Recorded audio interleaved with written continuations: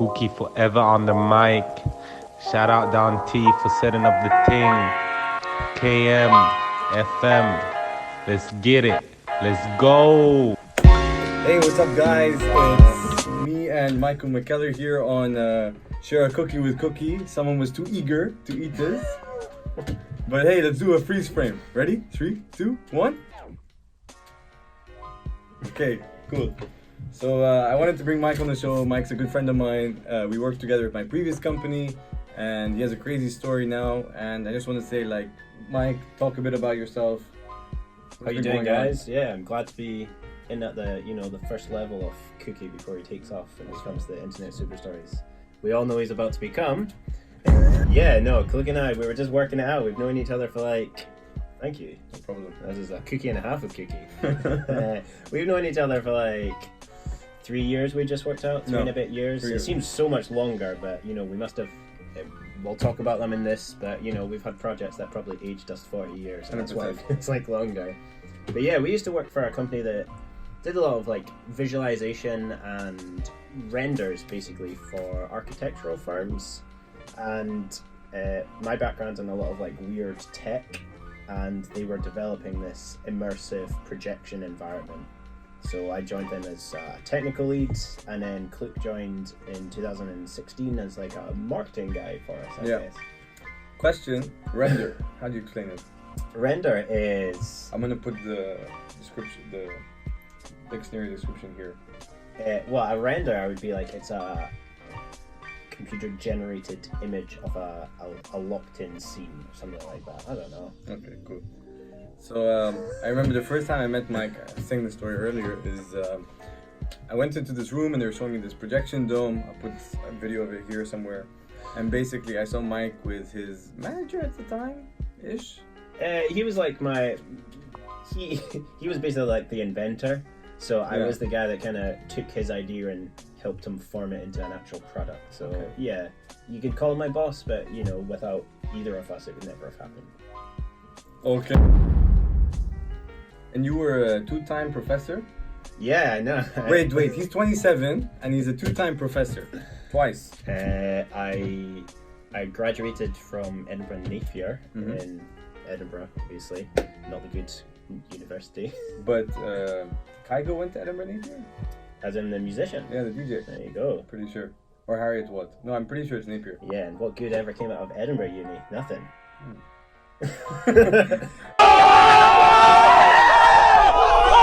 So I spent a year and a half lecturing in Napier before I got this job in Glasgow with the company we mentioned. And then, spent 3 and a bit years there. I got just stagnant. So I started hunting around and I got invited to move to Austin, Texas, like the big red state of America. And you went from one of the coldest places in the world to one of the warmest. Literally one of the hottest. Saudi Arabia, though, eh? Yeah. I wanted to bring that up. How was that for you? I think so. We spent a month in Saudi Arabia in 2016, 17? 17. No. Yeah. Yeah? Okay. 2017. So we had this crazy job with this projection dome stuff we were talking about earlier. Out of the blue, it was, as with most things in the company, it was like, oh, tomorrow we need to deliver this in this country. Can we do it? So yeah, out of the blue, I remember getting, a WhatsApp message being like, we're taking all of this crazy technology to Saudi Arabia next month for, we say who for? Yeah.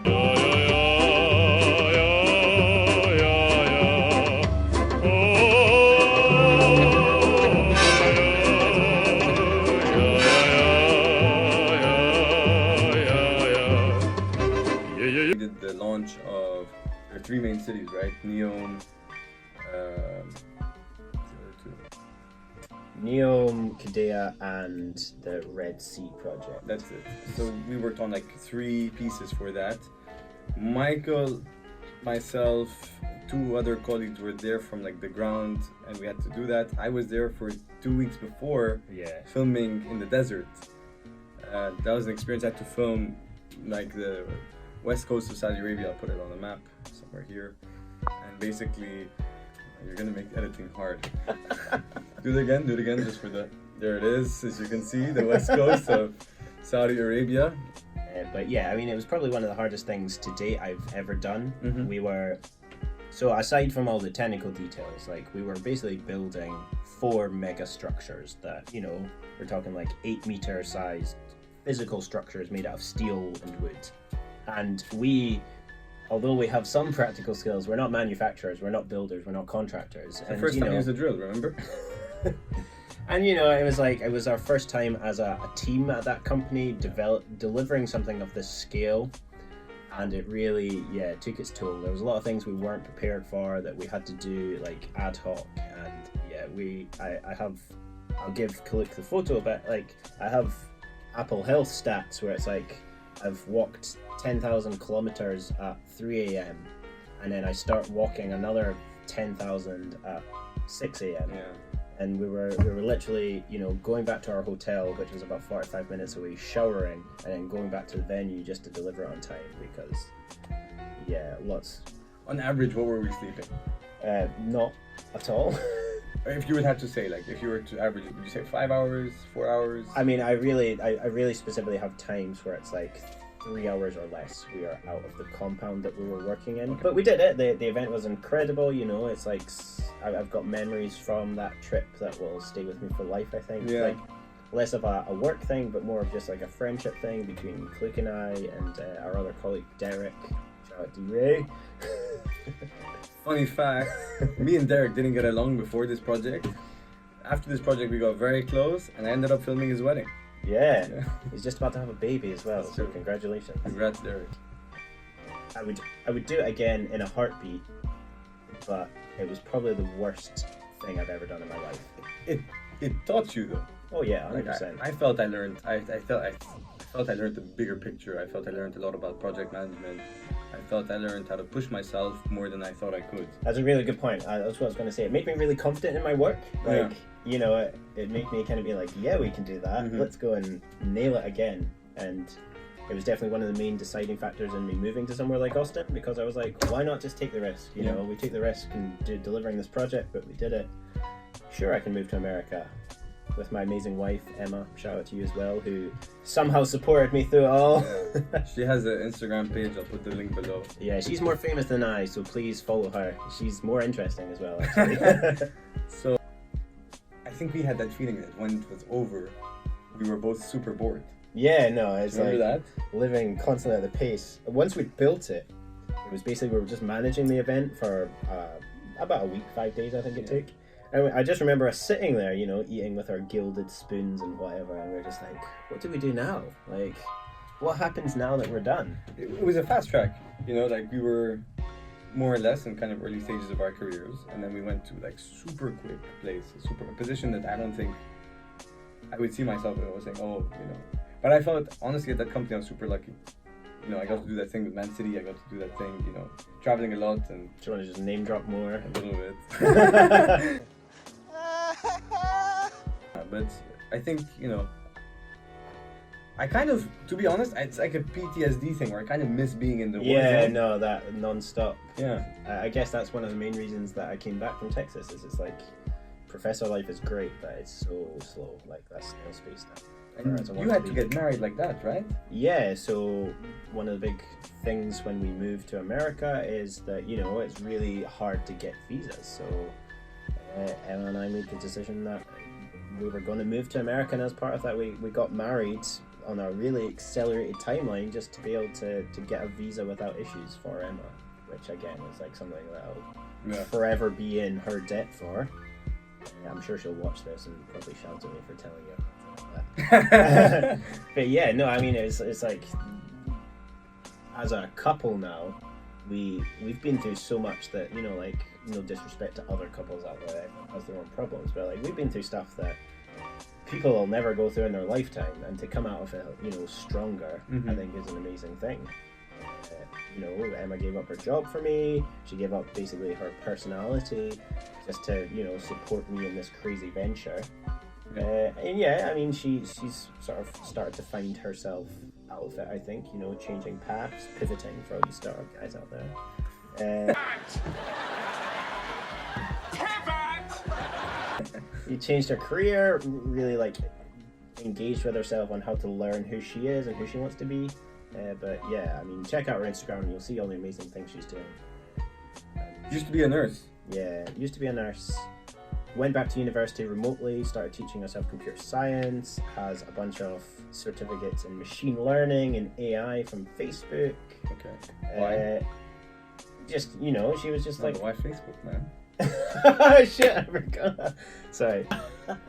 Yeah, she's, you know, she's currently, she signed up to do this crazy social marketing thing in October, which is like a 12-week intensive course while still studying full-time.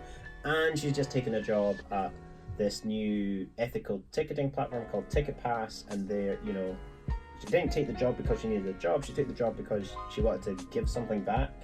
You know, they're all about no admin fees, half of the ticket service fee goes to a charity, like super cool work, you know, just really wants to change the world. She's the, like, really cliche, she's like the better part of all of us, I think. Love you. Okay, I want to ask you like quick questions. That's it. Yeah, we got way too deep, man. Quick, fire round. If you're ready for that, just like hit me with what you like, okay?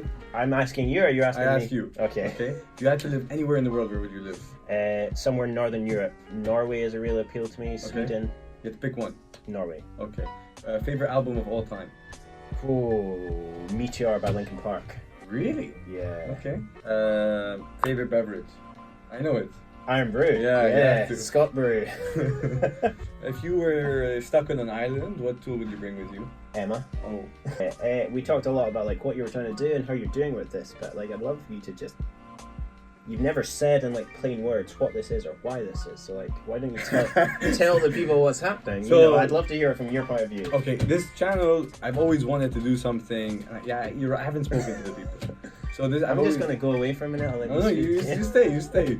But this channel, I kind of wanted always to do something that's creative, and I've always, everyone says I'm a creative guy, right? And they're like, oh, you have a creative outlet, whatever. I was never able to put that down to anyone. Like, I'm not good at drawing, I'm not good at like creating stuff. But with videos, I was like, I see this outlet, I see the creativity in that. So for me, it was more so to be able to say what's in my head through videos, and like kind of use that creative process to learn better. Also to kind of show what it is to be like someone from the East, Middle East, and to join the Western world and kind of show like this lifestyle that you live, which is basically a working guy, meet cool people, and like kind of like show my life. So that's kind of when I said it's in the first video, in this timestamp, it goes, this video is about, this channel's about my life and the people that I meet through it, and that's kind of what it is. So I hope you enjoy. Okay guys, so thank you for joining the show. I just want Michael to plug himself into this camera here and just tell us what's going on. Tell us about yourself. So I'm Michael McKellar. I'm a creative technologist, technical lead. I do a lot of really, really strange things with computers, a lot of location-based VR projection work. I just came back from Montreal where I presented at the Touch Designer Summit, a piece of software that I use for a lot of my work, which was really hype, a lot of really great minds in one space. I've been fortunate enough to travel the world, mostly with Kooky in some situations, building a lot of really weird experiential things. At the moment, I work for this great company called Marshmallow Laser Feast. Shout out MLF. What a shout out. That's it. We're done. Thank you so much, Michael. Thank you. And enjoy the rest of the cookie. Yeah, thank you.